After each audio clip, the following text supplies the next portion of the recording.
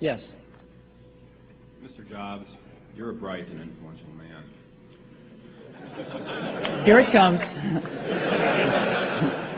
It's sad and clear that on several counts you've discussed, you don't know what you're talking about. I would like, for example, for you to express in clear terms how, say, Java, in any of its incarnations, addresses the ideas embodied in OpenDoc. And when you're finished with that, perhaps you could tell us what you personally have been doing for the last 7 years.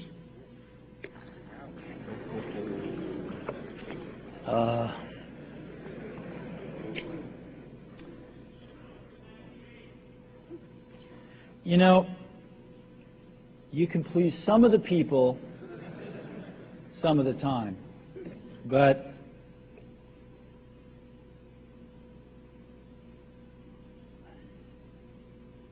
one of the hardest things when you're trying to affect change is that people like this gentleman are right in some areas. I'm sure that there are some things OpenDoc does, probably even more that I'm not familiar with, that nothing else out there does. And I'm sure that you can make some demos, maybe a small commercial app that demonstrates those things.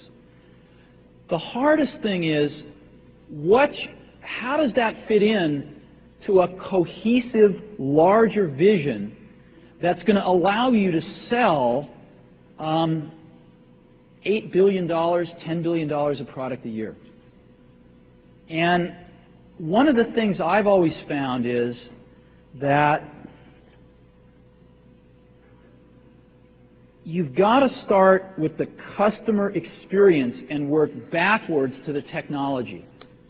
You can't start with the technology and try to figure out where you're going to try to sell it. And I've made this mistake probably more than anybody else in this room. And I've got the scar tissue to prove it.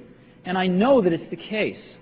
And as we have tried to come up with a strategy and a vision for Apple,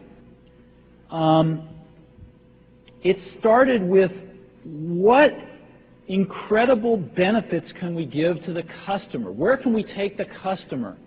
Not starting with, let's sit down with the engineers and figure out what awesome technology we have, and then how are we going to market that. And I think that's the right path to take. I remember with the LaserWriter, we built the world's first small laser printers, you know, and there was awesome technology in that box. We had the first Canon cheap laser printing engine in the world, in the United States here at Apple. We had a very wonderful printer controller that we designed. We had Adobe's PostScript software in there. We had AppleTalk in there. Just awesome technology in the box. And I remember seeing the first printout come out of it and just picking it up and looking at it and thinking, you know, we can sell this. Because you don't have to know anything about what's in that box. All we have to do is hold this up and go, do you want this? And if you can remember back to 1984, before laser printers, it was pretty startling to see that. People went, whoa, yes. And that's where Apple's got to get back to. And, you know, I'm sorry that OpenDoc's a casualty along the way, and I readily admit there are many things in life that I don't have the faintest idea what I'm talking about. So I apologize for that too. But there's a whole lot of people working super, super hard right now at Apple. You know, Avi, John, Garino, Fred. I mean, the whole team is working, burning the midnight oil, trying to, and people, you know, hundreds of people below them, to execute on some of these things, and they're doing their best. And I think that what we need to do, and some mistakes will be made, by the way. Some mistakes will be made along the way.